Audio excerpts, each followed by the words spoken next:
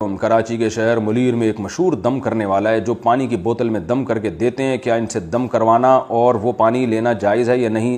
اسما صدیقی کراچی سے. جائز ناجائز کی بات نہیں ہے, وہ تو کوئی بھی قرآن پڑھ کے دم کرے جائز ہے, لیکن میں ایک بات لکھ کے دے دوں, جو بھی ان دم کرنے والوں کے پاس جاتا ہے, قسم اٹھا کے میں کہہ سکتا ہوں اس کی نسلیں تعویذ گنڈوں میں پڑی رہتی ہیں, خود پوری زندگی تعویذ گنڈوں میں جن چڑیل بھوت کے چکر سے کبھی نہیں نکلتا, اور اس کی بیوی بھی, اس کا ماموں بھی, اس کا چاچا بھی, اس کی پھپھو بھی, اس کی ساس بھی, اس کی نند بھی, اس کی جٹھانی بھی, اور اس کی نسلیں بھی یہ دم دمادم میں لگی رہیں گی ہمیشہ, اور ان پیروں کے پاس جاتی رہیں گی.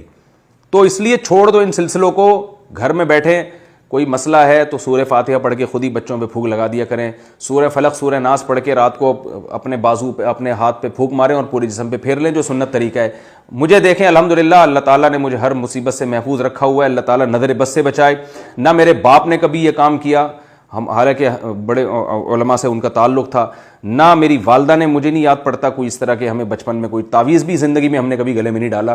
اور میں دیکھتا ہوں کہ جن کم وقتوں کو یہ مصیبت لعنت لگی ہے نا, یہ تعویذوں کی اور یہ جو فلیتوں اور پلیتوں کی, وہ ان کی زندگیاں اسی میں لگی رہتی ہیں. آج کوئی فلیتا لے رہے ہیں تو کہیں سے پلیتا اٹھا کے لے آئے, کہیں سے یہ پیر صاحب کو گھر میں لا کے سنگوا رہے ہیں, اپنے گھروں کی دیواریں سنگواتے ہیں باہر سے لوگوں کو لا لا کے, وہ سونگ سونگ کے ان کم وقتوں کو بتاتے ہیں کہ یہاں چڑیل ہے, بھوت ہیں. چھوڑ دو ان کم وقتوں سے, جان چھڑاؤ, جو سنت طریقہ ہے اس پہ اکتفا کریں اور گھر میں رہیں, سورہ فاتحہ پڑھیں, سورہ ناس پڑھیں, بس اتنا کافی ہے. تو آپ دیکھیں اللہ کا فضل ہے سب چیزوں سے. میں تو دعوے سے ممبر پہ بیٹھ کے کہتا ہوں ان عاملوں میں دم ہے تو بھائی خدا کے بندو مجھ پہ بھی تو کوئی جن بھیج کے دکھاؤ نا. الحمدللہ اللہ کی رحمت سے امید ہے ان لوگوں میں دم نہیں ہے, یہ صرف الو بنانے کی ایک مشینیں ہیں, اور یہ بیوقوف لوگوں کو الو بناتے ہیں جن چڑیل بھوت کے نام پہ, اور ان کو جنات دکھا بھی دیتے ہیں. یہ نہیں دکھاتے, جن خود ان کے سامنے ظاہر ہوتا ہے, کیونکہ جنات ایسے لوگوں کو تلاش کرتے ہیں جن کا عقیدہ کمزور ہوتا ہے, اور وہ جن چڑیل بھوت کی باتوں میں زیادہ لگتے ہیں.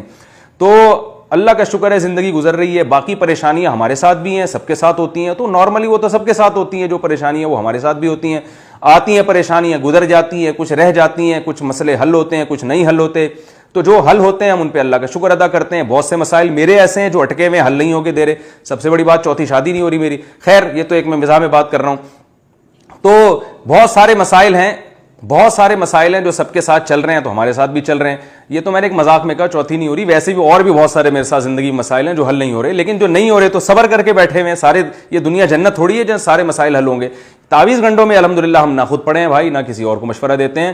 جو سنت رقیہ ہے, سورہ فلق سورہ ناس پڑھیں, دم کریں, بس کافی ہے یہ آپ کی صحت کے لیے.